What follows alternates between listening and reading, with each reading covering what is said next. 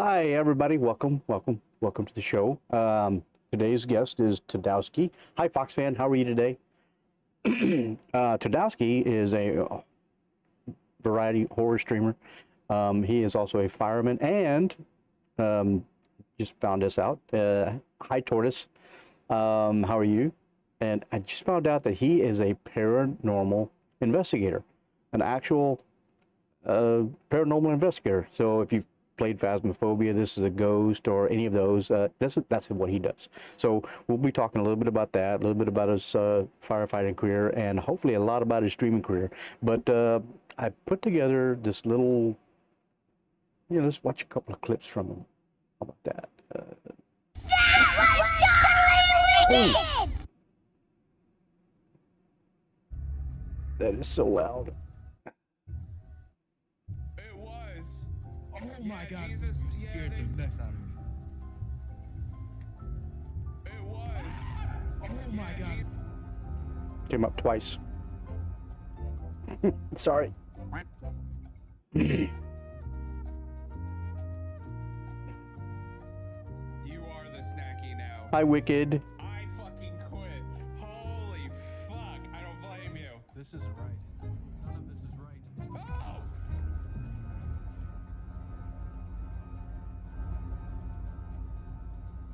It says don't look back. What do I fucking do immediately? Look back. Okay. Ooh, shit. What is that noise? Oh my god, what is that noise? Oh fuck!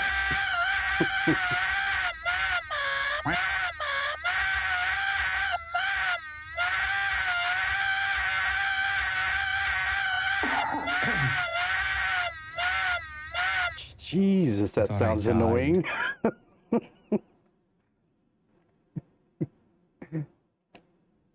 Let the nuggies hit the floor. Let the nuggies hit the floor.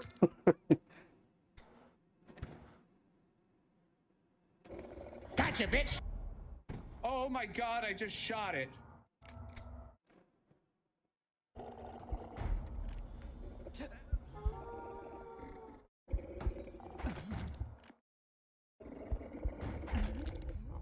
Did I just die? What happened?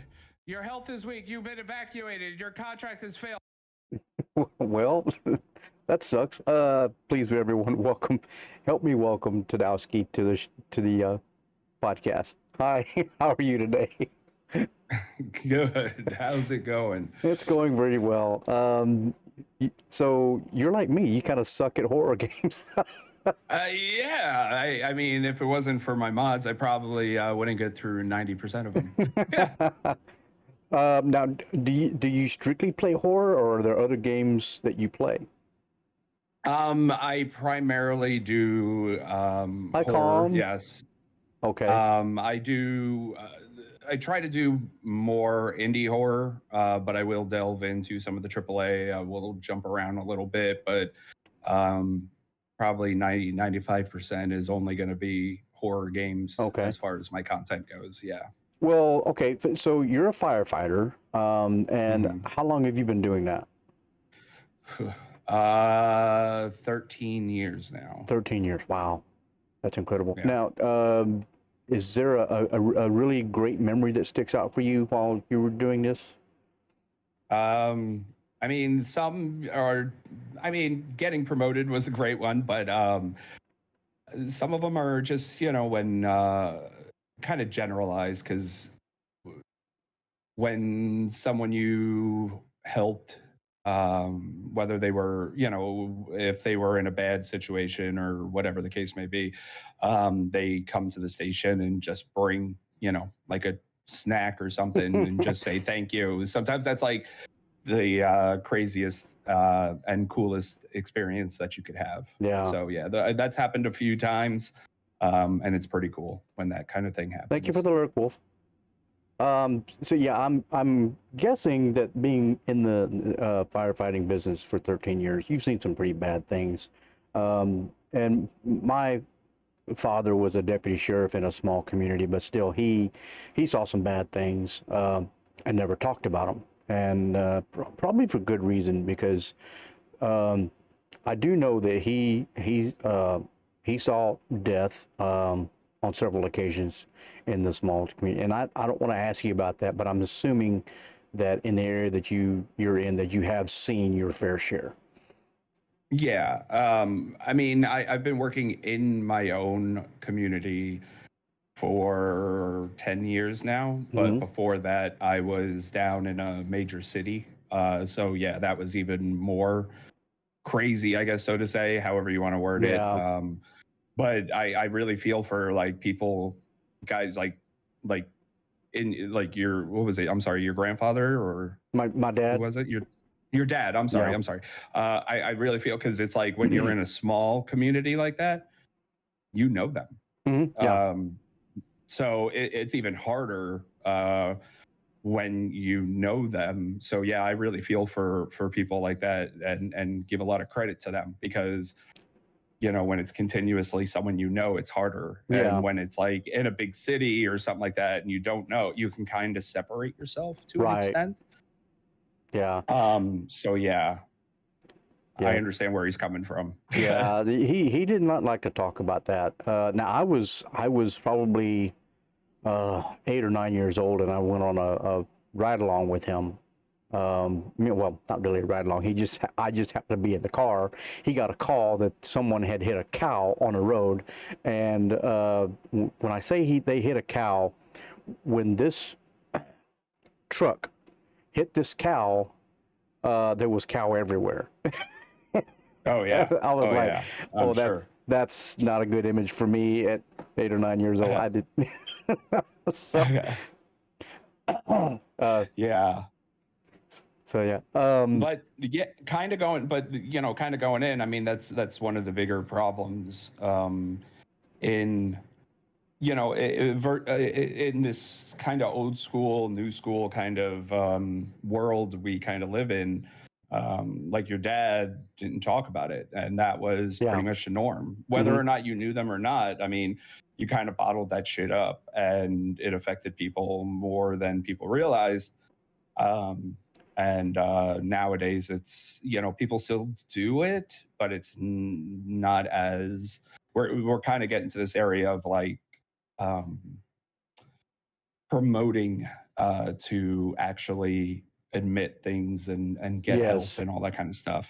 Yeah. So Yeah. Back then, yeah. they didn't talk about their feelings as much as we do now. Now the mental health uh, help is there for us, and as long as For most people, yes. yeah, Yeah. as long as we take advantage of them, we're good and golden. Now my father absolutely refused to get any kind of psychiatric help when some Mhm. things happened. So yeah, back then they just kind of balled it up and moved on as best Yeah, they could. and it's and that led to a lot of issues, because the statistics that they're finding now that they're actually looking into it, and a lot of it was stemmed from the military, Hmm. because generally the military and your first responders, your frontline people, they're very similar in a lot of fashions. Hmm.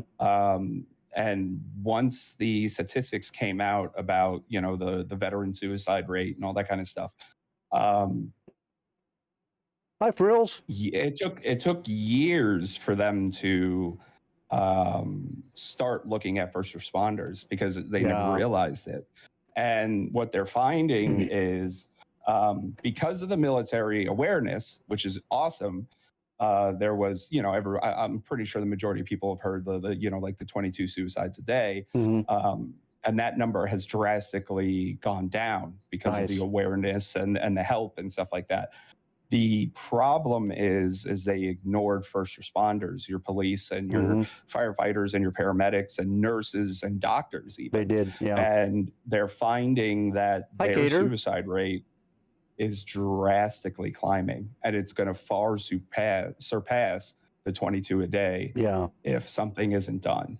So it's crazy to see how things start to change or come out, and then you start applying it to like the past, your family, your friends, like your elders, I should say, your uncles or grandfathers and see how it changes a Mhm. lot, the awareness and stuff like that. Yeah, that was one of the biggest things that helped probably this generation. My generation, not so much, because I'm a boomer. I was born in 1964. And growing up, we didn't have a lot of awareness out there for us. I didn't start seeing awareness for mental health till probably about the mid 90s in my area, and we were always told as kids to, if you get knocked down or hurt or something, suck it up, get up, shake it off, Rub some dirt there. yeah, exactly.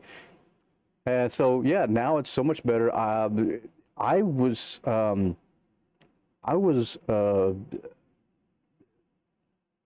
molested as a child, and I didn't get the help I needed until I was way an adult.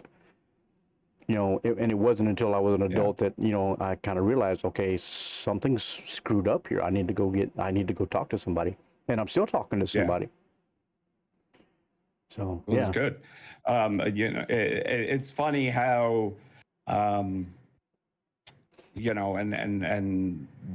like I went to a facility, and what we found, throughout the whole time and dealing with, PTSD classes and coping and trying to restructure your brain from the distortions of your Mhm. reality, is that they tend to find that something happened from your childhood, whether you learned it, Thank you, whether Tom. something bad happened or good or whatever, but something happened that instilled this perspective in your head Mhm. that is different from reality.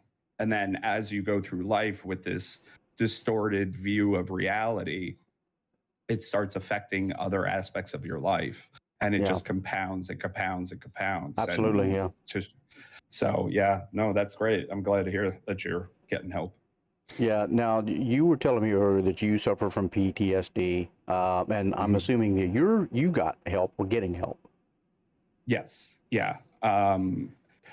The IAFF, which is the International Association of Firefighters, it's the union that we have as firefighters. They personally established a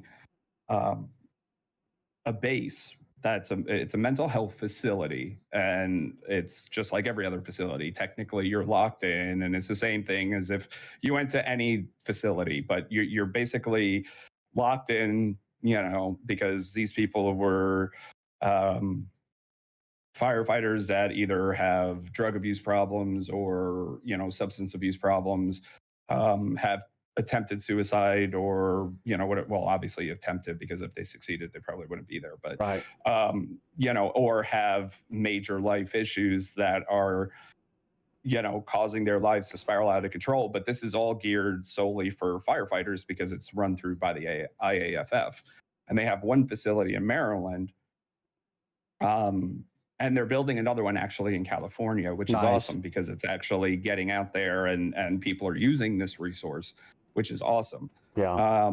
But going there, I think it was about 4 weeks, a month I spent there, and it's intense counseling training kind of deal, and it's not like your typical facility, because a lot of facilities, they're so understaffed or whatever, they just generally throw someone in a room, and Right. someone comes and visits them every so often, and they get fed pills, and that's about it, right? Right. That's the extent of their facility. This is a little more trained and intensive, where your day is pretty much structured, where you do classes, and the classes are like group therapies at the same time, and you're doing this 8, 9, 10 hours a day, for 4 weeks straight. And then you're also doing personal therapy, and you're doing specific trauma groups, and stuff like that. So That's it's a good. very intensive program, which is drastically beneficial, but not everyone has access to something Yeah. like that. And it's yeah, that's where I eventually went to. Um, and learned a lot of things about myself and about the way things run in general, Yeah.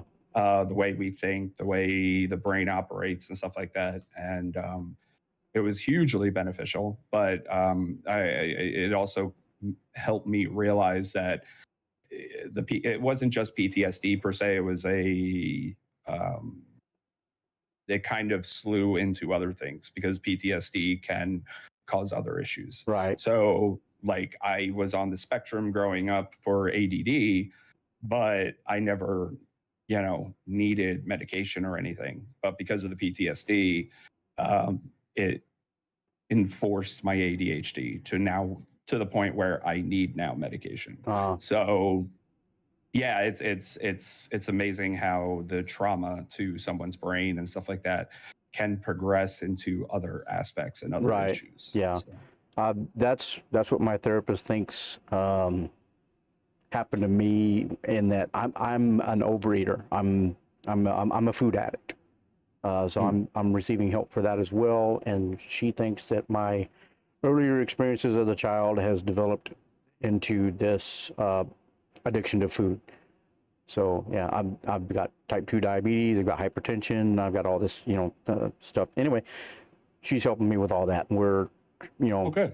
going through to find the root problem. Yeah, so the mental health in this country really needs to take a giant leap forward, and hopefully someday that'll happen. Wow, this is so eye-opening. Thank you. We'll see. We'll thank see. you, Liz. There's a lot of things that need to be handled, but we'll see if that actually happens. Yeah. It's probably going to take a while. I mean, the medical system alone is just understaffed, Yeah. and no one cares, and Yeah. no one's doing anything about it, and it is what it is. So Yeah. we'll Well, see. Well, let's switch gears a little bit. And you told me that you were a paranormal investigator. How long have you been doing this? Actually, I started doing the actual investigations probably about a year and a half ago is when I started. Um, Maybe two, because I think in the beginning I was jumping around from different groups, trying to find a group I fit in with, and was doing the things I wanted them to do, and kind of like we meshed well and all that kind of stuff, same mentality and stuff.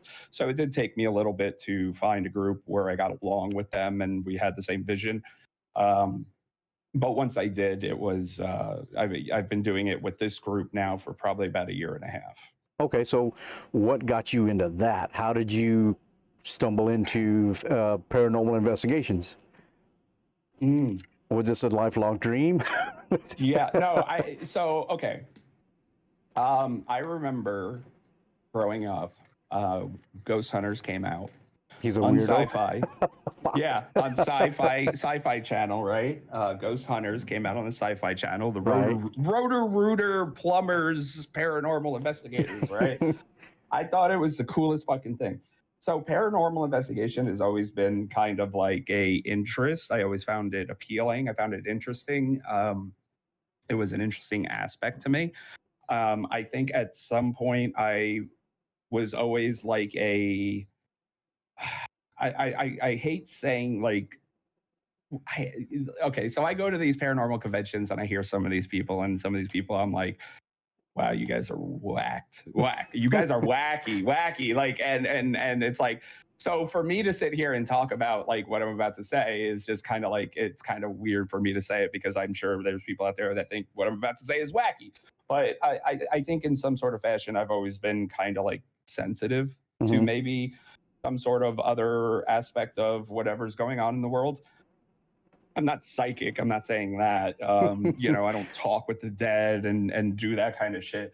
But I think that there were some things that happened in my childhood that made me question the possibility that maybe there was something else going on. Do you belong in the Addams family? Yeah, maybe. I would totally join them. But no, I feel like there was something that maybe, something else going on that maybe we don't understand, or whatever the case may be. And I think that's why I got drawn to that show, is because you combine that like experience kind of deal. Hmm. With now it's on a pop, it's on cable, and like, oh, everyone's watching it, and I think that's what sparked a lot for a lot of people, was the fact that they finally put something like this on TV. And then, as we know, it expanded and compounded. But ever since Ghost Hunters, I always thought, this is cool. I would love to do this. Now, I've said that about 50 million other things, like, oh, I'd love to chase tornadoes. Like, Yeah. like but I've always had an interest in it, and I never did it. But I think starting content creation and dealing with the horror aspect, and doing Faz a lot and stuff like that. The community, and kind of pushing me to do it, and I think I just made the jump to say, let's try it and see what happens, and and yeah, so I did, and had a lot Well, of fun, Liz and here we are. said she wants to ghost hunt so bad. You're living my dreams. Now, do you have any tips or advice for somebody that wants to do this but doesn't know how to get into it? It's okay. So it's hard. It really is, because okay. So if you want to do paranormal investigations, there's a how do I say it? Question? Like, if you want to do, you could do a paranormal investigation tour, right? They're all over the place. You go to Savannah, Georgia. They offer that shit all the time, right? Mhm. Problem is usually these sort of things are, you get with a group of people, mostly people you don't know, and you just walk around the location. It's more like a historical tale at night, right? Right. There's really no, it's not like on TV and stuff like that. But if you want to do a individual paranormal investigation, kind of like, what I do, or, for example, like what Zach Baggins does, or the Ghost Hunter cruise, et cetera, you have to start knowing people, and you have to, some of these places charge you through the nose to go and do them. Oh, wow. I know we went to last year, Trans Allegheny, or Allegheny, or however you want to say it. But I think for a group, okay, so there was a group of 10 of us, and I believe it cost over $2,000 for, Wow. yeah, for a time frame from 8 p.m. to 6 p.m. Some places, like our latest video, the Overstreet House, I believe they charged $100 an hour. No, So that turns me out. that's what I'm saying. It can get costly and stuff like that. But the more popular you wind up, and all that kind of shit, or the more legitimate they'll start making deals. So Yeah. it's kind of like a world of where you feel like you have to kind of know people at the same time. Gotcha. But yeah, it can get costly. So if you Um, want to do it, I would say just get with some groups sometimes, and or go online, Facebook groups, and see if there's anyone looking for people, and just kind of join. Go to a haunted house and take a Ouija board with you. That's something. I won't fuck with Ouija boards. I ain't messing with that shit. Tortoise has a question. But there are. Oh, sorry. Go ahead. He asked, did Tdowski have any paranormal experience before you started ghost hunting? Like you were talking earlier about your experience as a child. Yeah. So I would say I don't know, and that's the problem. Is it created so much doubt in my mind, because I feel like I did, but then when you look back at it, it's like, but did I?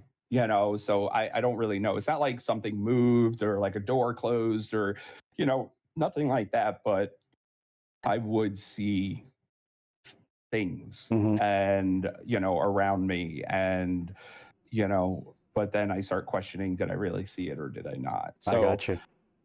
I don't really know whether or not I did or I didn't. I would hate to say yes, but I'm not gonna. Yeah, I can't sit here and say definitely, like, yeah, I have, but I Well, never know. Okay, so before your interest in this, were you a skeptic or were you actually a believer? That's like a Or come back to me question, because it's maybe like, I don't know. maybe agnostic about it. Yeah, I'm kind of like, agnostic about it. Like I don't know, and I feel like it's hard. I don't want to say I'm skeptic because there is a portion of me that does think that certain things are unexplainable and do happen. Hmm. But on the other hand, I think that there is a lot of stuff, especially in this day and age with YouTube and TikTok and all this stuff. I do think that there is a huge portion that is bullshit. Yeah. And they sell it for views, which Right. is fine. You do what you do, but I hate that it becomes like a slippery slope, because it's like it's like you're doing it for views, but there are some people that are very hugely obsessed with this, and they can go off the deep end. Like I've seen people go off the deep end. Like I was at a paranormal convention. This lady was literally talking about, and I'm not trying to mock her or anything like that. Mm. I'm not trying to mock anyone that may believe in this, but Right. she was saying things that she was hunting Bigfoot, and while she was doing that, she went somewhere else and she was trying to use her psychic powers to call aliens to come to her Hmm. so they could interact. It's like, so when you hear stories like that, it's kind of like when you see a lot of what goes out there and you're like, Bigfoot oh, lives. that's bullshit. Yeah. But like people see it as entertainment. The majority of people are like, oh, that was cool because it was Right. entertainment. Whether or not it's true or not, it really doesn't matter to them. Yeah. It was interesting. It was But kind of for the some same thing people- with the show Unsolved Mysteries. Those were just entertainment stories, is basically what they were. Yeah, but for some people, they believe it as Yeah. Fact. as truth, as fact, and they base the majority of beliefs on it, and beliefs can get scary. Yeah. Well, I personally am a believer because as a child, probably 11 or 12 years old, in my grandfather's house after he had passed away, and been about a year or so, there were two events that happened with me. Number one, I was sleeping on a pull-out sofa in the old house with my parents in the next room, and I woke up, and I don't remember why I woke up, but I looked at the door leading to my parents' room, and I saw I don't want to say a shadow, it was more like a light, and it had a shape, kind of like maybe a dim outline of a person. And I said, who's there? And the shape that I saw just kind of wobbled a little bit and then just kind of disappeared. And then the second event that happened at that same house in that same area was that my grandfather had this old radio, the radio was probably 30 years old. And one night, we're just sitting around the table talking, and all of a sudden my mother says, "Do you hear music?" And I was listening. I said, "Yeah, I do." And we go looking around the house. We couldn't find it. What, we finally found the radio, and we had not turned this radio on since before my grandfather had passed away. And we opened it up, and the batteries were just corroded in this thing, but the thing was playing music. It had turned itself on, or it just finally came on. Something. And so we took the batteries out, and the radio went silent. I don't know. Yeah. No, I get it. It's hard. It's hard. Sometimes it could be really hard to determine whether or not it's coincidence or, is it legit? And or the it's playing of like, the light or the shadows or something like that. yeah, and you question yourself, and that's where I say, like, so in my group, I do have a couple of people that they swear everything's paranormal, and I hate that, and I think that's a little bit of why I get rubbed the wrong way sometimes, Mhm. because I feel like I have to be the counterbalance. Like that's a little bit of a like a Libra quality of me. I have to be a balance. There has to be a balance. So someone has to sit here and be realistic. Like, Yeah. hey, shut the fuck up. That probably wasn't anything. But personally, I do believe that there are sometimes things that we can't explain and are strange, and Yeah. sometimes it could be something, it might not be something. What is it? We don't know. Could it be a ghost? Could it be something else? Yeah. We don't know. Yeah. So Liz says that I want to believe so bad, but I need real evidence to believe stuff. That's why I can't do that real paranormal investigation, so I can have a chance to get real empirical evidence. yeah. So okay, so The problem with the that, though, majority. Liz, is Go that ahead. if you're like, say like I'm a technology nerd, so when I see Mhm. technology on TV and movies, and they're doing shit that just is like, I I yell at the TV when they're doing crap like that, and I'm like, yeah, that doesn't happen. So Yeah, I'm yeah. sure that Tdowski has seen Ghost Hunters and went, that doesn't happen. Yeah, and honestly, during my stream when we watch nukes, sometimes we do that. Like I'm sitting there like, that's bullshit. That's bullshit. Like fuck you. Like no, this is bullshit. Like my community see me get very adamant about certain videos that we watch, where I'm just like, no, fuck you. That doesn't happen. So, anyways, but I will say that during investigations, sometimes we have had things that we can't explain and are very interesting. But I will say that the majority of the time, actual paranormal investigation is kind of frustrating in an Yeah. aspect, because we're here from 6, 7, 8 o'clock until sun up sometimes, and nothing. Yeah. Nothing. You get nothing. You're basically sitting around in a dark place talking to yourself, or talking to each other. And then you really don't know if anything happens until you go back and watch stuff. And sometimes a lot of it is that's where most of the interesting stuff happens, because After the there's a lot fact, of things yeah. that you can't explain. Yeah. Now, do you But I have will. honest, actual paranormal equipment that you use? Yeah. So so some of the stuff I don't like, and I'm kind of like you, where I'm a big tech person. Mm-hmm. And with the growing technology that has been coming out, um, I am very, I hate a lot of the old equipment that people like some of the shows still swear by. And I favor the newer stuff that has come out. Mm-hmm. And I'll give you like a example, like Hi, the Napster. spirit boxes. So Yeah. like spirit boxes, they do the radio sweep, so the white noise. Um, when you actually use those, they are almost impossible to discern anything, Right. and I hate it. So like people are like, "Oh, that clearly said XYZ." Well, it's like, okay, well, that also could have been the radio station. You could have just heard something. You're also biased because you just asked a question and you want a response. I didn't like if you took that segment, you recorded it, right? And you played it for 5 different people that have no idea what it is. And you say, listen to this and tell me what you hear. And that's all I want You from you. get 5 different responses. You will get 5 different responses. Just So that's why I don't really like some of the old stuff. Now, there are some new things. And I was talking this earlier.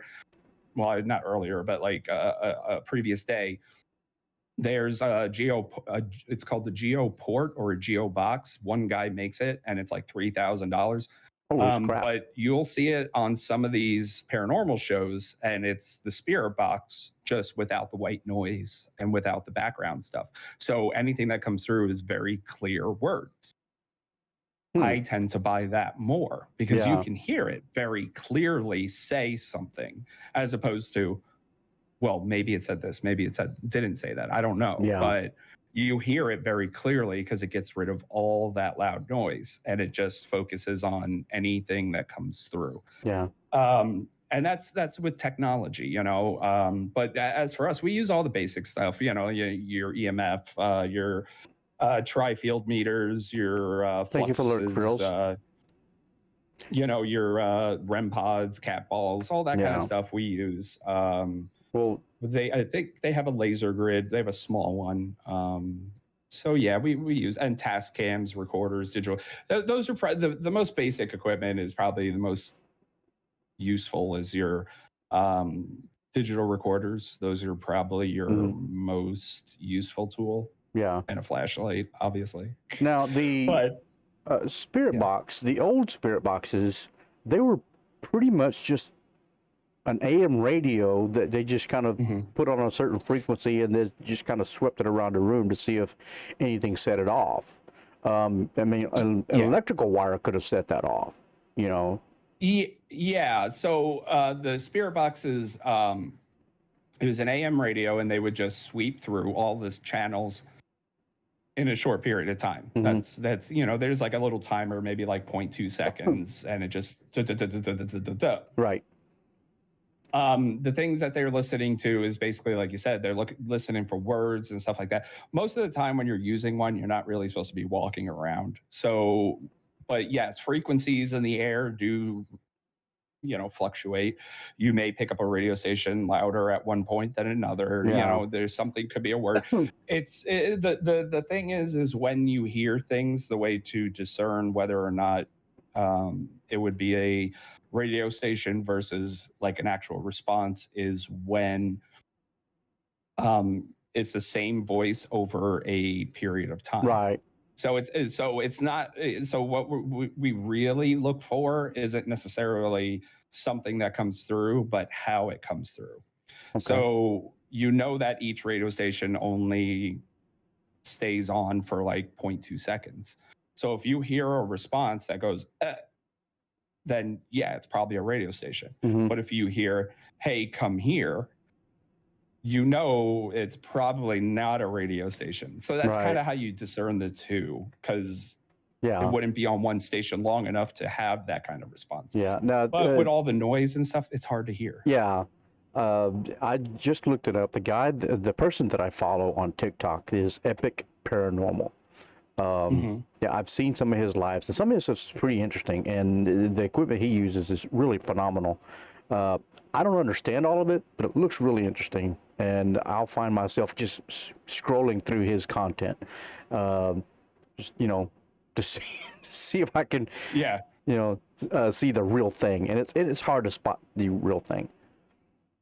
Yeah, sometimes it's really hard, and I know when I've edited videos for our group, I've had to go back like 3 or 4 times and amplify something or look, and it gets very time consuming. And sometimes it gets very hard because you've been listening to nothing for a long time. So sometimes you hear something, sometimes you don't. There's challenges involved with it, but when you actually get something that you can't explain, it's actually very interesting. So. Okay, nice. Okay, well, let's switch to your streaming career now. I think that's what everybody's here for. So, how long have you been streaming? Wow. Let's see. I started before I went to the facility, but I wasn't really serious about it. So probably legit like a year and a half, maybe. Okay. He streams? Yes, Tortoise, he streams. Now, neither one of us said we're good at it, but we both stream.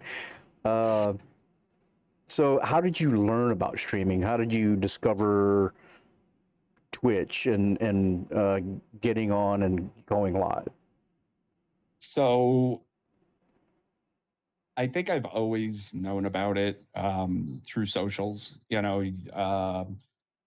At the time, I was big into FPS, CSGO, PUBG, Warzone, all that kind of shit. So I would see a lot of, Dr. Disrespect or Thinned or Stone Mountain, those kind of guys pop up. And I kind of would always kind of watch it here and there. And I think I always thought, man, that would be pretty cool. It's a cool way to interact, cool way to connect with people and stuff like that. And I believe at some point I just decided to do it. I said I always wanted to do it and I always put it off, put it off, put it off, which is actually kind of funny because, had I started, you know, 4, 5, 6 years ago, I mean, the whole situation might be different. You know Yeah. what I mean?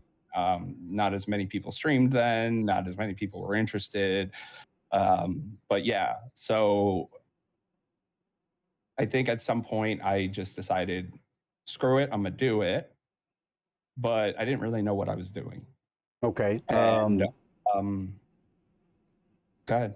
No, I was going to say, so how did you learn how to do it? How did somebody teach you, or did you do your own research? Um, uh, uh, it, primarily people showed me, but the good start of it was pretty much just me and doing my own research. Um, I was doing first person shooters when I first started. I was doing Warzone and stuff like that. And I would meet some people, but I wasn't getting, no one would come by. And I lived under a few distorted delusions of like, maybe if I just do this, or all I need is this, or, the little things that people start out that maybe people don't understand or don't realize. Hmm. Um, then I went to the facility and I stayed there for a while. And then when I got out, my journey had a different direction, a different, it had definition, it had a reasoning. I had a mission, so to say, in my Yeah. head, and a reason, as opposed to, I'm just going to do this for me, and this is just for fun, or, for me to get famous, or for me to make a ton of money. Like it wasn't about that anymore. Right. And with having a legitimate reason pushed me to start looking at avenues of how can I learn to do this successfully, professionally, and you know make something out of it, and in order to achieve the goal that I put forth. Right. So there was some things I did. I did a couple of mentorships with a few people to learn the business aspect of it, the advertising, the growth part of it, the behind the scenes aspect, which is very, very in depth and detail. It was almost eye opening to learn a lot of the things that I learned. Um, and then after that, it was putting a lot of it in motion. The problem was I didn't know shit about it. I didn't know about OBS. I didn't know I how think we're all to do there. half the things. Yeah, I didn't know how to use a bot. I didn't know what a bot does. I didn't know what I could do with a bot. I didn't know how to edit videos. I didn't know how to film anything. I didn't know what kind of camera would look good. I didn't, all these millions of things that people probably don't even think about. Now I'm starting to think about. Mhm. And so through either me trying to learn on my own or someone helping me along the way, teach me something, I wound up getting to the place I'm at, which has been a long, long, long journey to learn a lot of it because it is very time consuming. Yeah, it really is. And some things have had to take a backseat. I've had to put some things off that I really wish I didn't, but I did. Some things worked, some things failed. You got to learn from your failures and grow from it. But at the end of the day, it's putting in the work and the effort. I mean, probably what most people don't know is I probably put 60 plus hours a week into my content. Wow. And that's just not the stream. I don't, and that's why I don't really consider.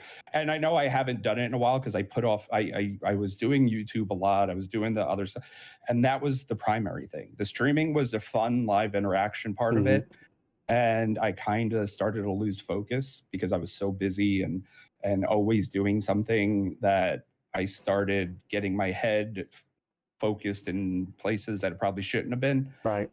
Um, but Yeah, I since I've started seriously, um, easily 60 plus hours a week. Now, I work what when I'm on duty and I don't have a call, I'm editing videos or something. So yeah. what portion is streaming and what portion is off stream and actually working on your stream? The streaming is probably about 10%. Okay, wow. I honestly, yes, I do. So I went through a revamp. So it's kind of like I could say that and I can't say that. So I was going through kind of like a revamp and I was upgrading the OBS and upgrading the bot and all that. So yeah, most of my time was spent doing that. So if you want to talk about that, like it is for the stream. So yeah, maybe that percentage goes up. But I mean, if you think about it, really, I was working on the bot. I was working on the OBS. I was working on improving my microphone and my visuals and all that kind of stuff. So that really, it might be for the stream, but it's not about the stream. Right. So the streaming is really the small percentage of it. And while I love doing it because it's live interaction, like I get to directly interact with the viewers, and I get to directly interact with people who enjoy consuming the content, and that is awesome. But that is it's a roller coaster. It really is for a lot of people, and it is what it is. Yeah. What bot do you use? I was using Mix It Up, and I switched over to StreamerBot. StreamerBot, I've never heard of that. I use Mix It Up. I love it. Yeah, I used to love it. I still do love it. I still think it's a great bot, especially for people that aren't familiar with bots and how to do things per se. I think it is a great in between, I would say intermediate bot. I would definitely agree to that. You can do a lot with it. It's pretty user friendly once you understand how it works, and you can utilize that directly to position alerts and all that kind of stuff. So I do think it's a great intermediate bot. But StreamerBot, I feel like, is more of like the pro level, because you can, like, if you understand programming, you understand all that stuff, the things you can do with it are boundless. And that's not saying anything. I don't understand programming. I don't know shit about it. I don't know anything about HTML coding or C++ or any of that. I don't know how to do a damn thing. But I see what some people do with this thing, and I'm just like in shock and awe. Yeah. And I'm like, wow. Now, is StreamerBot something you download to your computer, or is it a cloud-based bot? No, you download it. It's on your computer. Okay. Yeah. Yeah. Nice. So the lag is minimal. Yeah, that's awesome. Yeah, there's like no lag. One of the reasons, I think one of the primary reasons I did switch to that one, it was either Firebot or StreamerBot, and the reason being was for a queue system for my alerts. Yeah. Because I was having issues where, like during a hype train, I would, if someone cheered while the hype train alert was going on, it would be going off at the same time, and then chaos would be ensuing. And I wanted to stop that. That needed to be more organized for me. Yeah, that's what I've experienced with Mix It Up. Yeah. Yeah. So that's why I switched over to the StreamerBot. It is constantly getting updated and worked on, and there's a lot that you can do with it.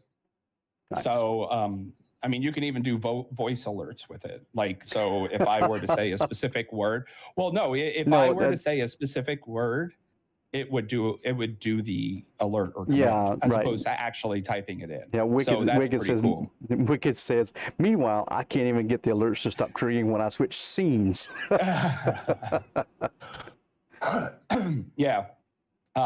So yeah, it's definitely interesting. There is a learning curve to it. I did have to do a little bit of a learning curve.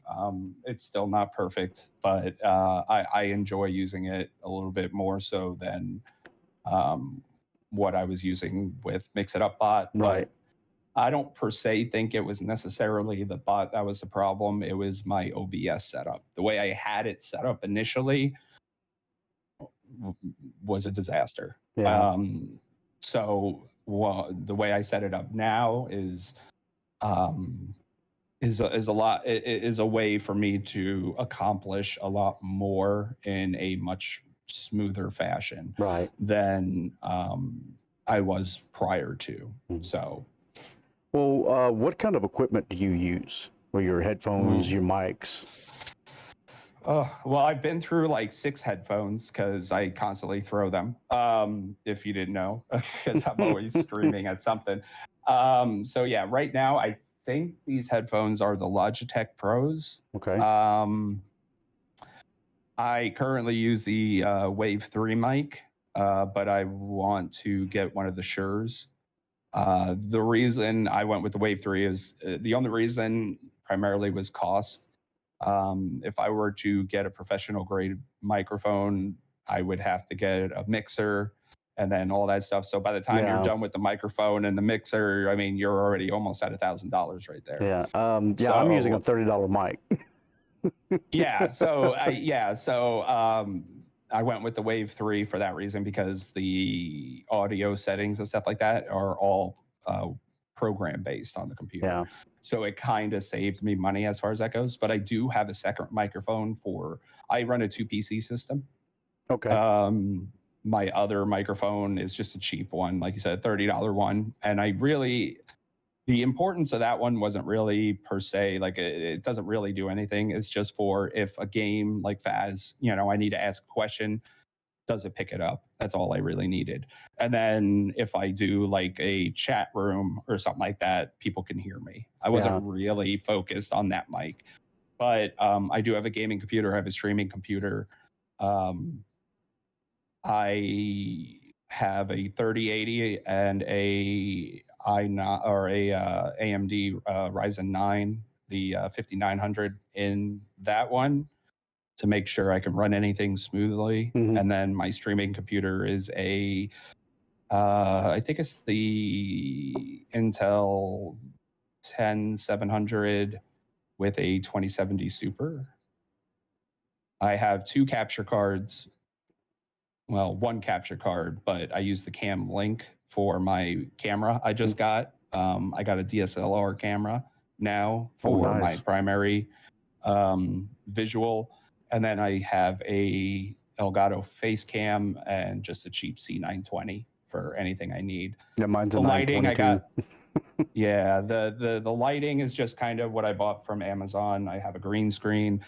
I got 2 keyboards, 2 mice, nothing really. I think I got Logitechs on both the mouses. I got the Corsair, I think the K70 keyboard for my gaming. Yeah. I think the other keyboard's just a cheap one. I got a couple of Stream Decks, 5 monitors, God. and I got the uplift desk I can stand up if I need to. You love expensive hobbies.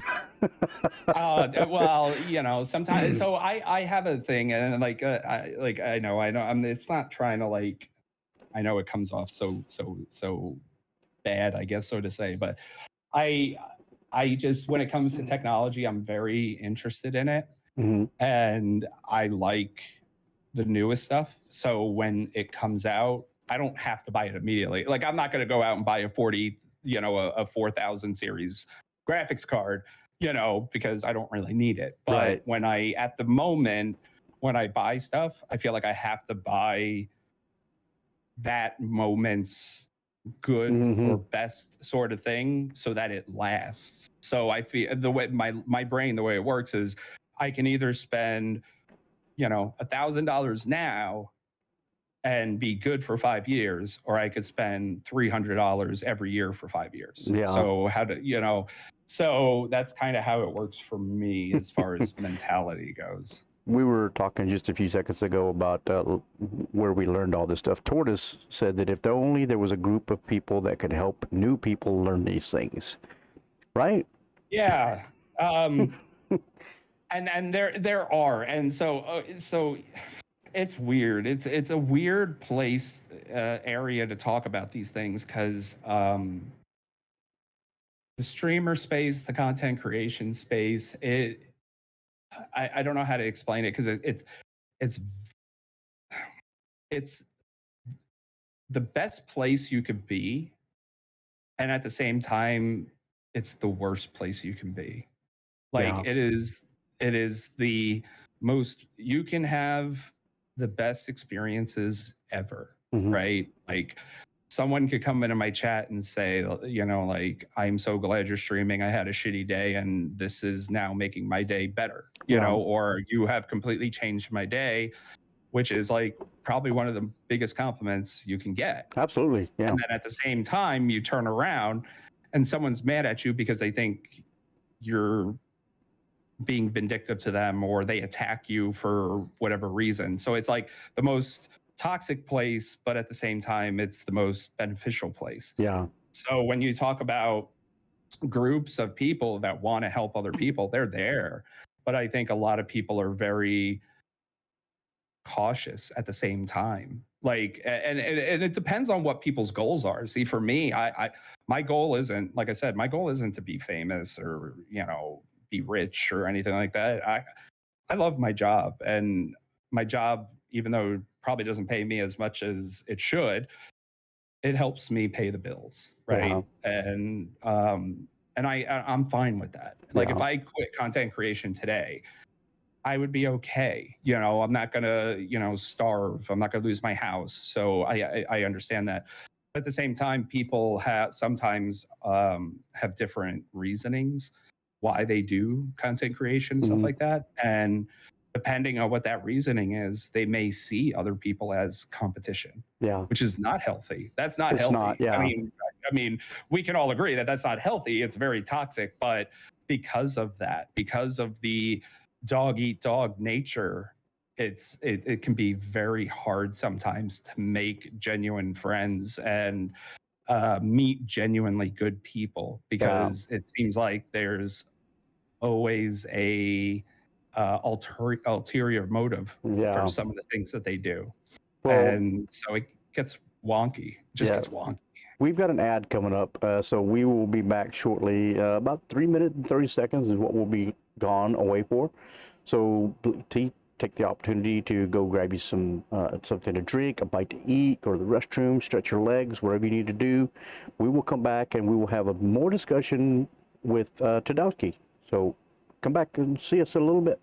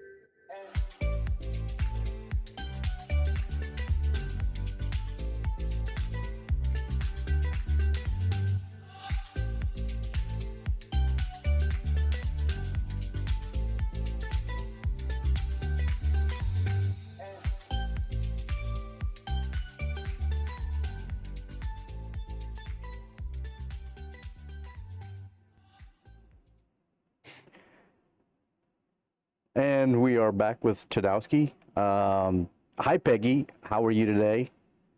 Peggy Rogers. We were talking a little bit about your.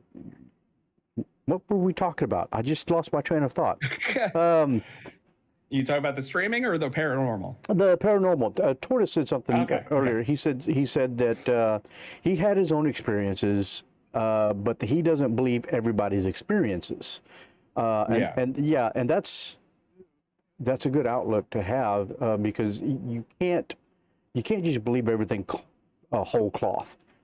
You have to look at things and discern what's real and what's fake, because there's a lot of fake shit out there. Oh my God, that's not look. That's not just the paranormal world, okay? Yeah, that's true. That's true. Everything, okay. Okay. So this is a weird time. I don't know how to explain it, but it's a weird time to be alive, because I feel like the world revolves around, whether it's social media or some sort of content online, right? We live in an online world. Yeah. And lockdown really drove that in. Yeah. So, I mean, and that's, if you look at like the Twitch numbers and stuff like that, during lockdown, there was an influx of streamers, viewers, etc.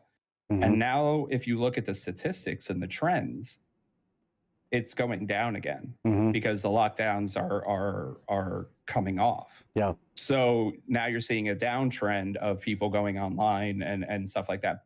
But it still doesn't change how people are consuming things. Right. And we have so much access to information, right? I mean, you could look up anything, but a lot of people don't. And when you start talking about like Hi, Sharky. I'm gonna stay away from news Thank you for the look. and all that kind of and politics and shit. But when you look at like the paranormal world, right? Every time you see a video online, you have to question, because it's not hard to fake things. It's not hard for someone to edit something in a way that can look like something's happening that may not actually be happening. And when people see something entertaining or interesting or shocking, they are inclined to click like and maybe follow that person. Yeah.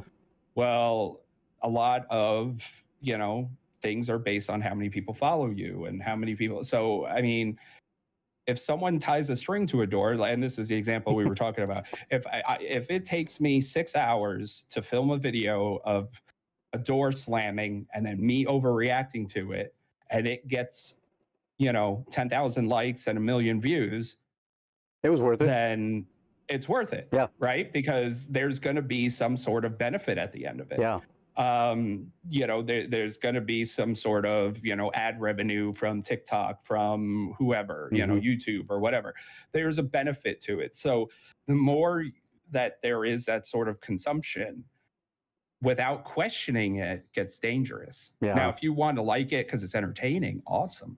But if you're not going to question it and look further in, then that can get dangerous. And that kind of goes with the world at large. Yeah. So, Sharky, I'm sorry that you're having a bad day. I hope your day gets better. Please, if you need to talk to somebody, please reach out to me or anybody. I hope you have a good support system, and if you don't, let me be a part of that, and I'll be a support system for you. Always glad to hear from you and talk with you if you need to. Yeah, I was going to say that here lately on TikTok, there's been a lot of these so-called surprise videos where somebody catches something in the act, and you can very clearly see that it's staged. And you go into the comments, and people are like, they're getting mad over something that's staged, and I'm like, well, it did exactly what it was intended to do. Or even here's a better one. This is the trend of videos that I see, and I hate. They drive me up a wall. Someone records something random, like I don't know, just and getting your food at McDonald's right through the drive-through. They record 5-10 seconds of it, and then on the screen they say, "I can't believe this just happened," and that's it. And that's it. And those things get millions of views because Yes. people are going, what am I supposed to look for? What am I supposed to see? What Yeah, and it's a 3-minute then it keeps video. getting- and then it keeps getting spread and spread and spread, and nothing happened. Yeah. Absolutely nothing happened. And the person recording it and posted it knows that. Yeah. But they're getting the views, the likes, the follows, the comments, the interaction. It's just, it boggles my mind. And it's like, and people are just like consuming it. And Yes. it's crazy to me. It's crazy. Welcome that back, Frills. This is how it is. Yeah, and it's all just what do they call it? Clickbait. It's all clickbait. Yeah. Yep. Yeah. But just now content form. Yeah. Content form clickbait, which didn't really exist too much. I mean, it did. You know, Facebook clickbait was famous for it, has yes. always been kind of there, but most of the time the clickbait was usually like models or something Yes. silly, someone overacting or something like that. But now it's come full circle to these weird, nonsensical videos that like nothing happened, but we're led to believe that something is supposed to be happening. Yeah. And it's almost kind of like a magic trick. It's Yeah. like, look over here, but don't pay attention to what's going on over here. Yeah. Don't pay attention to that man behind the curtain. Yeah.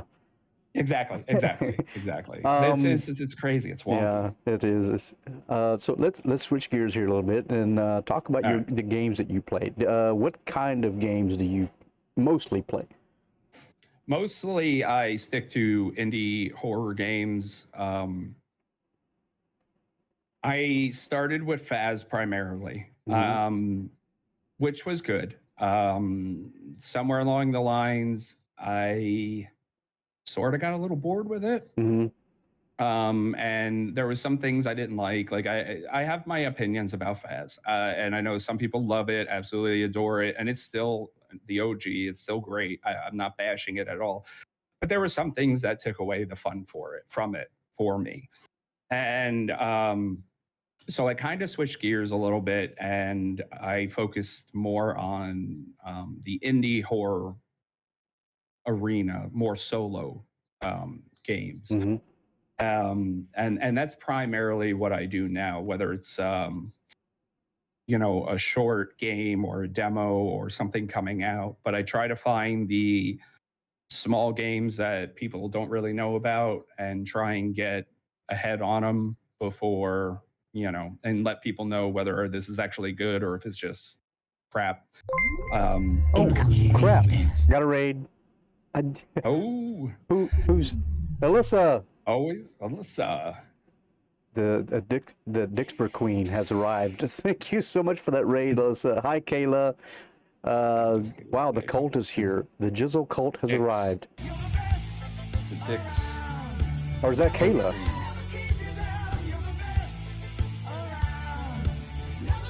Alyssa, thank you so much. Wow. Hi, Callie. Hi, Kayla. Hi, Alyssa. How are you all? Welcome in, Raiders. Raiders, if you do not know who I am hanging with Dad, or just Bad.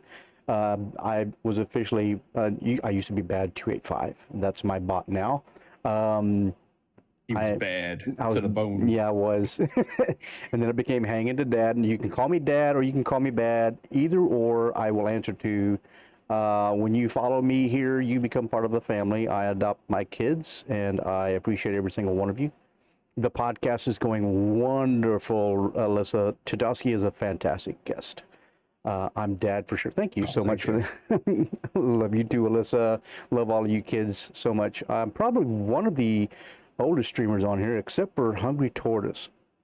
Hungry Tortoise is 3 months older than me, so we're both old farts here. So, yeah, I just turned 21, by the way. Yeah. So you're still a kid, yeah. Yeah, I just turned 21. Don't worry about it. Yeah. Don't ask questions. Yeah, there's a lot of kids. Now, I have seen one older person on here than me. And I think he's 79 years old, and he plays Fortnite, I think is what he was playing. If you're 21, I'm 12, Tdowski. Hi, Meggers. Oh. I gotta turn Meggers sound alert off or down. Meggers, how are you today? I get Pam Param in my ears when she comes in, so. Wonderful. Thank you so much for that raid, Alyssa. By all means, go take care of yourself. Go get you some tacos or whatever it is that you need to eat. Because you said you ate quickly earlier, so I'm pretty sure you're hungry again now. So please go take care of yourself. Raiders, thank you for coming in. Hope you stick around to watch Tdowski. This podcast is about Tdowski. This is what I like to do. I like to feature people, and so that his community and others can find out more about him, about my guest. So we were talking about the games that you play. What do you recall the scariest game you've ever played? Thank you for the alert, Chloe. Because I normally I just say Visage. Oh, I hate that game. Because that was that was the geez. If you have mental health problems and you're not getting treated, that is a very rough game. Yes. It's almost like, okay, have you seen a movie? Oh fuck, what was it called? Requiem for a Dream. Have you seen that? I have not seen that. Okay, Probably for good reason. Yeah, don't watch it. Don't watch it. Don't watch it. So the reason I use this comparison, if you have seen the movie, it is a movie. It's got Jared Leto and you know a few other people, but the basis of it is that everyone's addicted to something. It's huge. But when you get done watching it throughout the entire movie, it's so depressing that when you get done watching it, it's affected you so much and you don't even realize it that you are actually depressed. Yeah. This game, I hate those kind of movies. Visage, yeah, Visage is almost the same way. The entire time you play the game, you are stressed. There's just a huge sense of dread throughout the whole thing that you are actually feeling dreadful. Yeah. Whether you realize it or not. And when you get done playing whatever the game or a session or whatever, you're drained. You're exhausted because you've been so on edge the entire time that you're just tired. Yeah. That's why I would say Visage would probably be up there, but I would honestly say Madison and Crimson Snow are both two phenomenal games that have also hit those markers. I'm surprised at how much Madison comes up when I ask this question. I mean, so many people have answered it's Madison or Summer of '58, you know, something along those lines. I don't think Summer of '58 was that scary, honestly. Yeah. It had its moments. I love the Amica games. Don't get me wrong. I love Amica games. I love what they put out. They're generally phenomenal, with the exception of Father's Day, which is a whole nother discussion. But they usually put out a phenomenal game. And actually, last night we just played September 7th, which is their newest one. Yeah, I was watching that. Yeah, and they're absolutely phenomenal. I love what they do. The problem is don't forget Paper Dolls or Trenches. Okay, so Trenches and Paper Dolls. Okay, yeah, all right, fine. Paper Dolls. Okay, so the reason I base what I base is the overall atmosphere and the entire time you play it. So yeah, Visage, Madison may not always be jumping at you, right? You might not be getting jump scared every 5 seconds, right, but the atmosphere, the story engulfs you in a way where you don't even realize you're playing a game at some point. Yeah.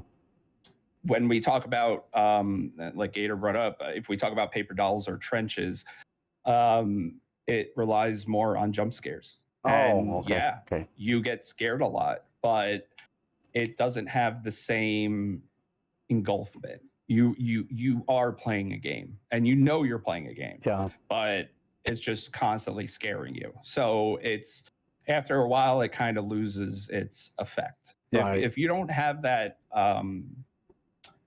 investment, right, that feeling, it kind of takes away from it. And not many games have done that to where you feel engulfed and invested in this world as if you are actually in this world. Yeah. And that's why I would say Visage Madison and like Crimson Snow, and which is even a weird one to say because it just came out, Yeah, would fit those bills. Yeah, Liz was just saying that Crimson Snow, she hated that game apparently because it got me so bad, so many scares on Crimson Snow. Yeah, and while Crimson Snow had a lot of jump scares and stuff like that, and it's not like the greatest graphic game, it's still an indie game with reused assets and stuff like that.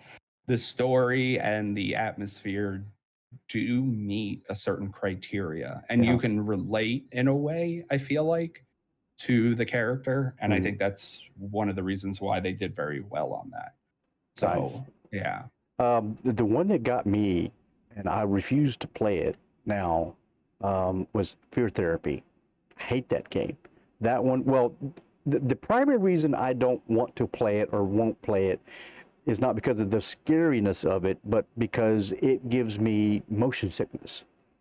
I mean, they've made the game so bad graphically that it gives me motion sickness. And many games in the horror and genre do not do that for me, but that one did. Yeah, Fear Therapy, I do enjoy it, but it is frustrating. And a lot of it is because it's overwhelming. And Yeah. I think that's what the major thing is. It's overwhelming to the senses. There's too much going on, you can't see, and then at some point you start hearing blaring alarms in your ear, Hmm. things are flashing. It's an overwhelming game to the I senses, would agree with which that. is while it's good, it is a bit much for a lot of people. A lot of people can't handle that. And I feel like that's a major drawback of it. Yeah. But if you were to take that out, I feel like it wouldn't be the same game. I think so too.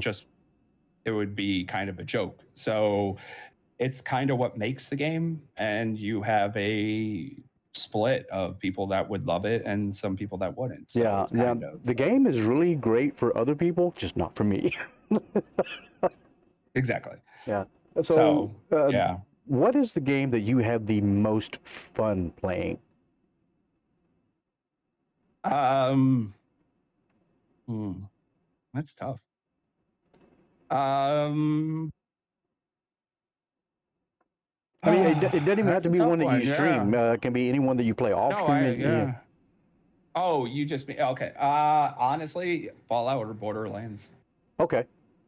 Cool. Or yeah, Fallout. Fallout. Because I was gonna say New Vegas, but that is Fallout. So, Okay. Fallout or Borderlands. But to be honest, I haven't played either of those games in years. I've Yeah. been playing horror games nonstop. But as far as enjoyment, I actually enjoy playing Borderlands and Fallout a lot. Yeah. Now, not the new Fallouts because I don't like the building aspect. I'm not like a sim kind of creator kind of person, Mhm. so that kind of throws me for a loop. But as far as like action RPG with missions and stuff, I really enjoy those games. I Yeah, really do. I am on Borderlands 2 right now, and I want to try Borderlands 3. Mm. I haven't seen anything It's about great. it yet, but I need to watch it. The only one I haven't played yet was the Tiny Tina's, and that's kind of Borderlands, kind of not. Right. So I just haven't, and it came out recent. Well, it came out fairly recently, so Yeah. I really haven't had a chance to. But that entire world I enjoy. I like the way that they graphically did it, and the story, and the humor, and the open worldness. I just think it's an enjoyable series to play. Yeah. For me, anyways. Yeah. Are there any games that you absolutely refuse to stream? I don't know. I don't think so. I as far as like, see, I don't mind playing things, as far as my community and being offensive and stuff like that. Mhm. I may not stream something, but I will personally play or stream anything. I don't care. But when Mhm. I start talking about what my brand is about and stuff like that, there are certain games that I will try to avoid. Um, I actually stopped playing it because I wasn't aware of it, but Outlast 2. I won't refuse to stream it. I just it hits too many triggers in the beginning Mhm. for a lot of people, so I avoid it. I did play it fully through. I don't mind. Um, and I always said that if like it was a YouTube thing, I would do that. But as far as live stream, I out of respect for people and all that kind of stuff, I won't do it because it is very graphic and very triggering Yeah. for a multitude of reasons. So that is one that I have avoided streaming. Okay. Um, can you recall the worst mistake or the worst technical difficulty you've ever experienced while streaming? Oh my God. Every moment there's a horrible, worst fucking moment. I break everything. Nothing goes right. Jesus. God, I don't know. That's a question for my mods because I don't know. I will say one of the most intriguing ones was everything was working fine. It was actually recently. Everything was working fine. And then out of nowhere, right when I was about to hit start, I hit start streaming and I had a power surge. Everything just shut down. Hi, Demonia. And I had to what's that? I said hi, Demonia. She just popped in. Oh. Yeah, so everything shut down. So I had to restart my computers. Oh, and no. then they restarted, but my internet wasn't restarted. Oh, no. So I had to wait for the internet.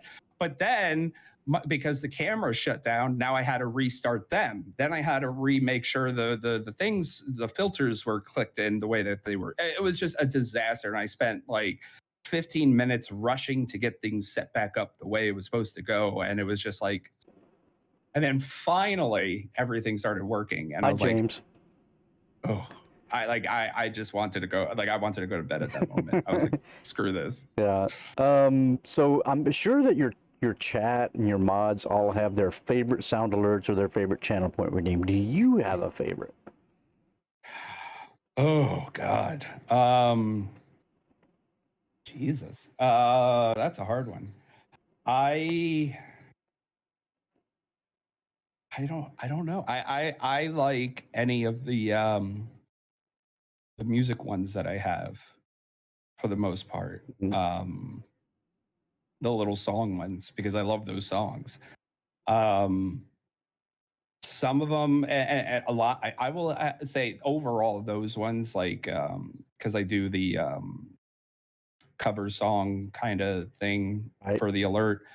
But a lot of them depend on timing. Like anything individual, like the timing. And sometimes some of them are just like perfect. And like, I don't even know if they're intended to be, but other times it's like, they're not the same if they're not timed perfect. Right. So, but personally, at any given time, I enjoy the music ones, any of the cover song stuff that I have on there. Okay. For your sound alerts and your channel points, is there a theme to them, or do you design them in such a way that they're supposed to scare you, or do they just something you find interesting and entertaining, or how does that work? All of them are, I will say, the 90% of them are horror themed, or all right, 80% of them are horror themed, 10% of them are probably fire themed. For the firefighter aspect of it. Llamas? Yeah, well, don't ask me how that became popular. The trauma llama became pop. I don't know. Sometimes things just happen. But the fire jacket, the helmet, the mask, all that kind of stuff. That's all that.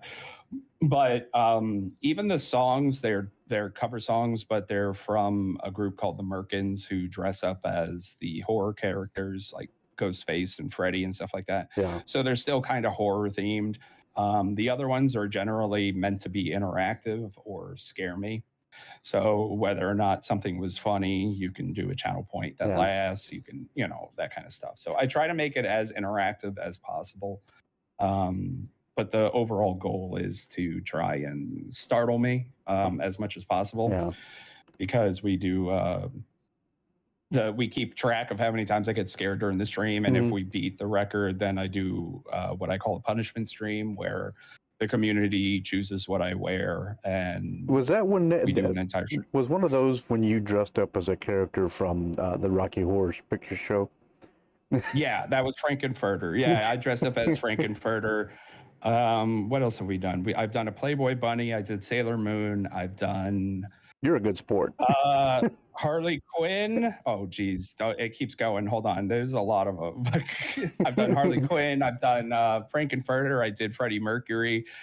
I forget. I've done so many now. They all start. I did the Joker recently.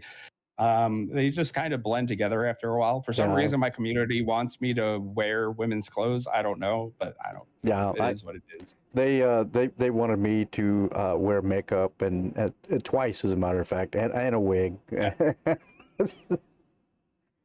I generally do it. So whenever we do wind up doing something like that, I try to make it a sort of event, like a bigger thing, to where it's benefiting a charity or something of that nature. So I try to make it a bigger thing, something special that could also help out people. So yeah, it's not like I just do it to do it. So I try to make it somewhat have a purpose, as Yeah. opposed to just dressing up as Sailor Moon. Yeah. How do you choose your mods?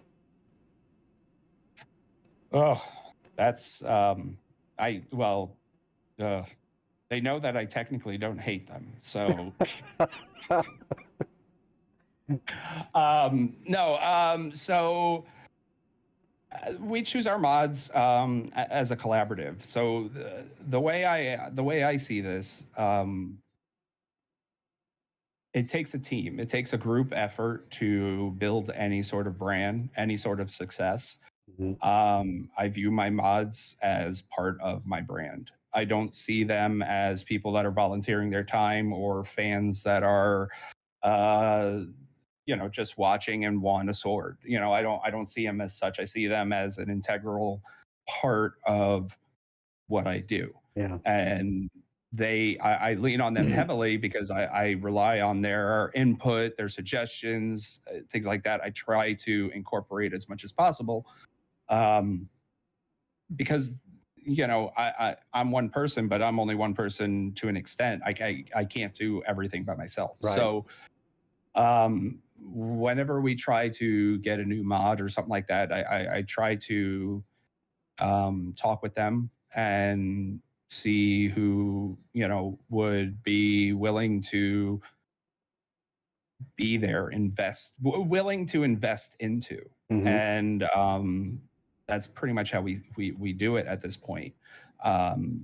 It means a lot to us to become part of to be a mod, because we consider it part of a family. Mhm. And at least that's how I consider it, and I give them direct access, so as like kind of like my best friends in this area. Right. So yeah, so we do it kind of cumulative. We talk about who we think would be good, who would want to do it, step up a little bit, as opposed to, because some people just enjoy being a viewer. Yeah. And there's nothing wrong with that. There's absolutely nothing wrong with that. Absolutely. But some people do want to be more involved. And like I said, I see that as a big step, because it is helping me, not just operate, but expand, grow, etc. So I see them as part of the brand. I see them as partners in a way. Yeah.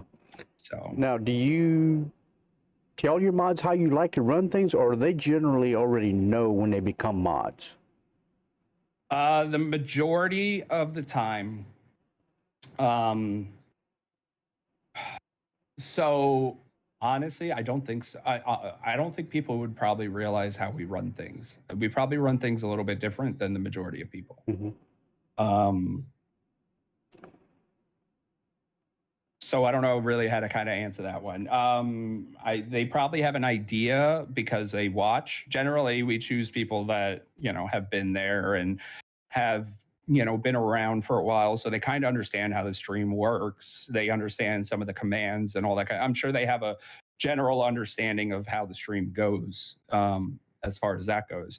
But once they get to the other side of the, I guess, wall, Hmm. if you want to call it that, there's a little bit more that goes on. And I think they probably don't realize that because we do run things a little differently. I got you. So, Okay.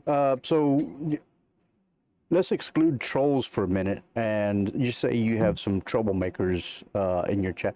How do you and your mods handle somebody that just comes in and maybe says something that's a little out of what's the word I'm looking for? That pushes a boundary. Not necessarily goes over it, but pushes a boundary. it depends on a few factors.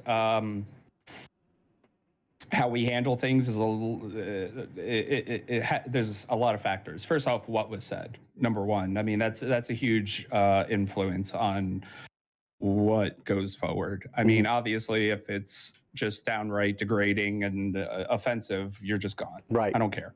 I don't care. I don't care who you are. I'm sorry. If you've been a follower of Tdowski from day one and you've been here for 2 years, you come in and you say something downright offensive. I'm sorry. I agree. I'm not going to support that. I'm not going to tolerate it. We can have a discussion later. That's fine. Maybe you were in a pissed off place, but you got to understand that that's not right. We're not Right. going to stand for that. Exactly. But if it's somewhat borderline, kind of like maybe they, someone that's been there a long time and they say something and maybe, it was kind of borderline, they weren't sure or whatever. If they don't recognize it and try to apologize and stuff like that, because in my experience, I noticed that people that have been there a long time, if they do happen to say something, and they realize it or it's pointed out to them, they genuinely feel bad. Yeah. And they try to apologize. So, I mean, it's not like they're being vindictive or malicious or anything like that. So if they want to go that route, then that's fine too. We can kind of like talk about it and they apologize and they understand. And I want to say everything's cool. Right. If it's someone that just comes in, first time chatter, you're gone. I don't care. I don't care. We're not going to put up with that. I don't need it. No one needs the drama. We're not here for dramatics and stuff like that. We're trying to provide a safe, fun place. So we don't need to have the little bit of drama. But in other situations, mods usually will either whisper to that person and try and deal with it, behind the scenes, or if it's kind of borderline, we'll talk about it afterwards. And if I have to get involved, I'll get involved, or whatever the case may be. Okay. So sounds good. So I'm sure that there are days that you really just don't feel like streaming, but then there's days where you don't feel like streaming and that you do anyway. So on those days, what is it that motivates you to go ahead and stream when you don't feel like it? The community. Yeah. Honestly. Like I said, there's days, and it also depends because, like if I'm tired, like we're tired, right? I've just been on duty, I'm tired. I didn't get much sleep. I came home. I tried to get some things done. I took a nap. I woke up and it's like, I haven't eaten. I haven't done anything. I really don't want to stream, but I said I was going to stream, so I'm going to stream. And I think a lot of that is the community because I feel connected to them. And I hope they feel the same way to me. But I know that sometimes people need that. Yeah. Maybe break or that release, I guess, so to say, whether it's from me or someone else. I think that's a benefit. And, you know, it really depends because I try to get motivated and I try to get the energy. Once I sit down, it's kind of how do I feel? Like, because I hate to stream and not get any of that energy, and have my stream just be boring, you know, Yeah. and you know, it comes across. You could see me, you could see my face, you could see what I'm saying and how I'm saying it. You could see whether I'm into this or not. Right. Excuse me. So I hate to put on a half-ass performance, but sometimes I sit down and I talk with my mods before the stream, and you know, we you know, kind of get things going, and then once people start rolling in and saying hello and stuff like that, the mood shifts. Yeah. So it That- really depends on the community. Yeah, that's usually the You know? case. Is when I'm tired and I don't really feel like streaming, and I do anyway. Sometimes those are the best days, is because your community comes in and they say hi to you, and you know, you get that interaction. Whereas if I didn't stream, I'd just be sitting my butt on the couch watching a television program or something. Yeah. Yeah. Yeah. So Sometimes I've noticed if I'm not working on editing a video or something like that, then yeah, I'll just be catching up on shows or something. I just want to sleep and relax, and Yeah. it's generally what I'm doing. But yeah, I think community is a big part of that motivation factor, and yeah. how it drives you forward, so to say. Yeah, James, that's exactly right. We all get tired, and we all Yeah. need to take a break from streaming once in a while. I mean, that's an understandable. Welcome back, Chloe. Yeah, and that's definitely, you know, hits the spot too, because breaks do help a lot. Getting up, walking away for a second, just to kind of like move around, that does refresh a lot. It helps. It's totally okay to, you know, not stream a day if you're just not feeling it. Right.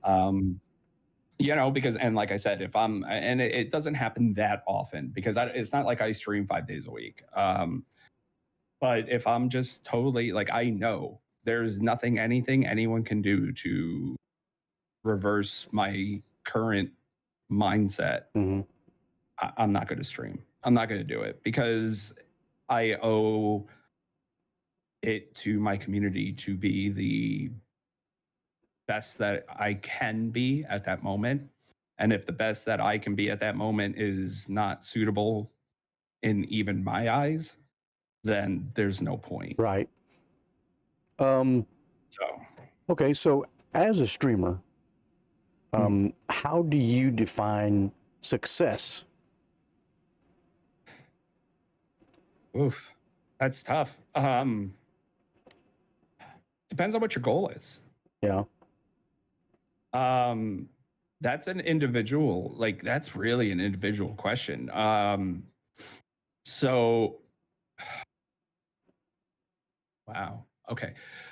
Well, how do you So define I can success answer for you? I was going to say I can answer for myself. Yeah.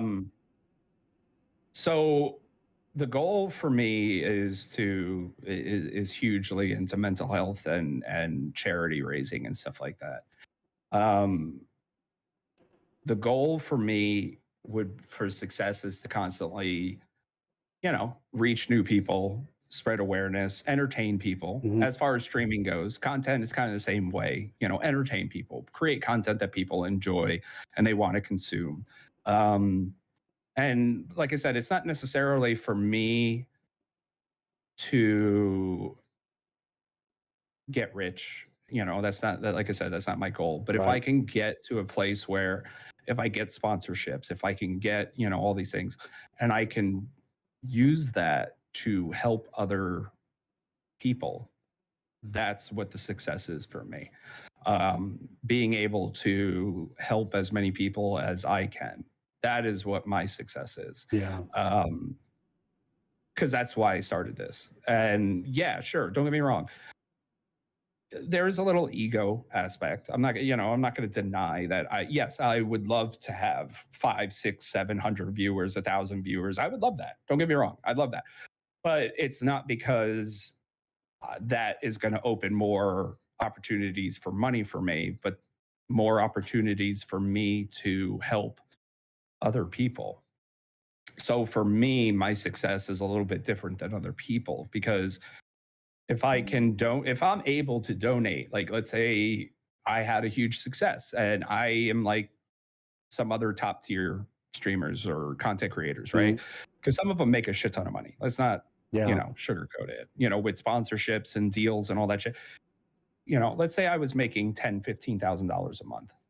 Well, if I could donate $10,000 to charity every month or to different charities to help people, I would do that. Yeah. That's what my success is. So growing for me means I can help out more than I currently can. Yeah. Awesome. So Okay. Well, I think that's all the questions I have. Does anybody in the chat have any questions? If you have any questions, please exclamation point, question mark, and then your question, and then we will get it into the chat. I'm going to ask you a few this or that questions, and then see. You just answer right off the top of your head. I don't think these are too hard.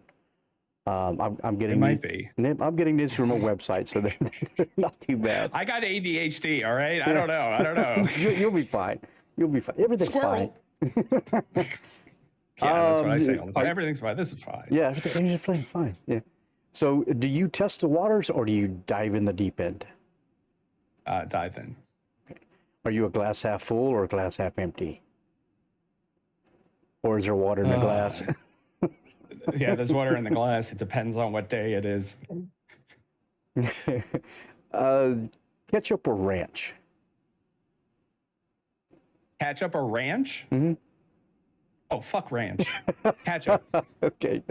I hate ranch. I do am you not really? a ranch fan. I hate it. So- Oh my God, I hate it. Oh, wow. Okay. Do you sort by price or do you sort by rating?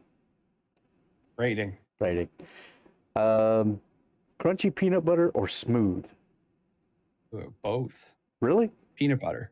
Yeah. Peanut butter is the peanut butter. It's Sometimes I like crunchy. Sometimes I like smooth. It's how I'm feeling. I don't know. Liz says asking a Libra this or that Yeah. question is we're so non-committal. Yeah, no shit. Okay. Zombies or vampires? Zombies. Okay.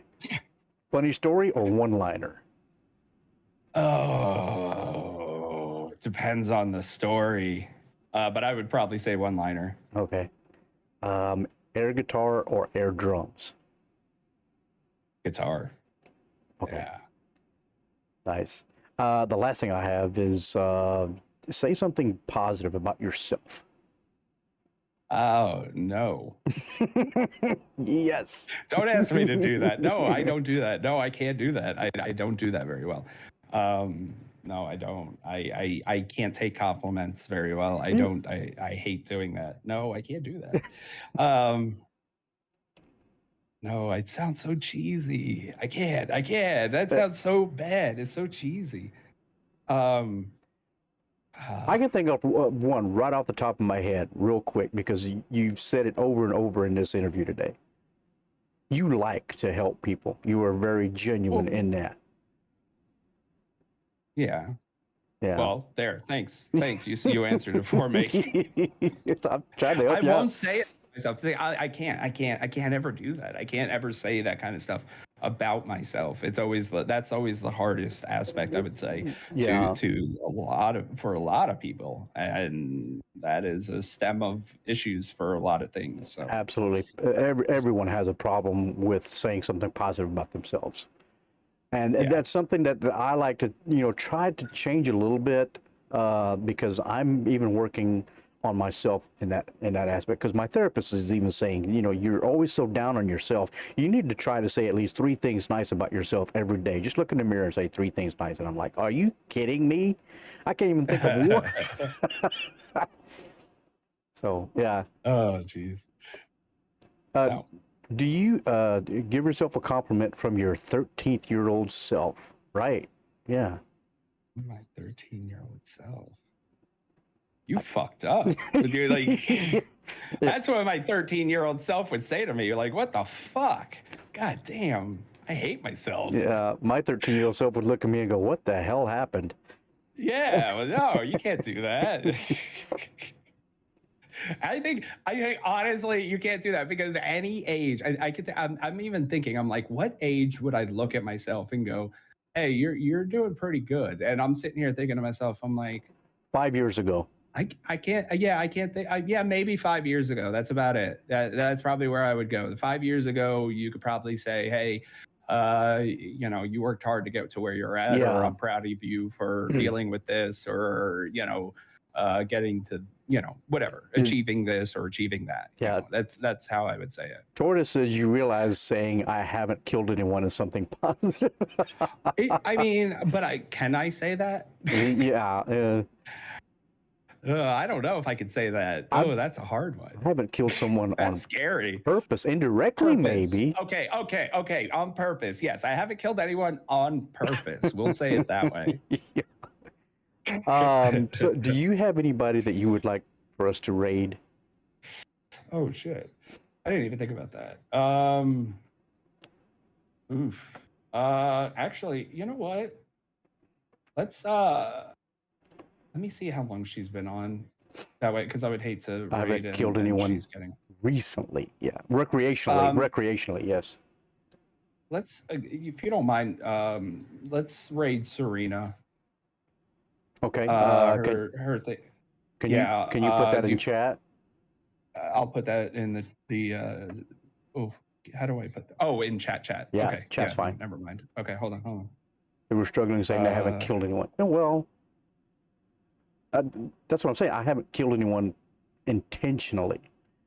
Intentionally. I mean, in my job, but we have a saying in firefighting and paramedic is that everyone has killed someone. Yeah. We've all killed someone. Whether or not we did it directly or indirectly is a whole different perspective. Right. But we've all killed someone, sadly, Now, because yeah, 'cause we're there. I used to be a correctional officer, and that was something we said as well. we often cause trauma to some people, and they've caused trauma to us. So, kind of a give and take. Yeah. So I get it. All I right. get it. So we're gonna go raid Serena 2292. First, I'd like to thank my guest today, Tdowski. Thank you so much. I appreciate you taking the time to visit with us. Oh, of course. Thank you. Did you kill someone, or were you unable to save them? There's a big distinction of it. Yeah, that's true. And that's, yeah. So it's like, well, we don't know. Yeah. So that's the problem. We never know because that's how medical that's why it's called practicing medicine and not doing medicine. I would also like to thank today my followers, old and new, my subscribers, old and new, all the lurkers. You guys, I appreciate you so much. You make a difference in this channel. Without knowing that you do, if you lurk here, you are appreciated. And last but not least, my mods. You guys keep the channel and me in line. Callie, you have forever and a day since day one made sure that my scenes and my sounds are good. So thank you so much for being here. And your band bot, fantastic. Thank you so much for being here. My next guest on the show is on January 21st at 1 p.m. It will be Liz Snoke. So please come join us for that. Liz, thank you so much for agreeing to do that. I look forward to seeing you Saturday. Remember, no matter what kind of day you're having, try to smile. And when you do, smile like you have something to hide. Have a great day, everyone, and we will see you on the next episode of Hanging with Dad. Love you guys. We'll see you next time. Smile, though your heart is aching. Smile, even though it's breaking.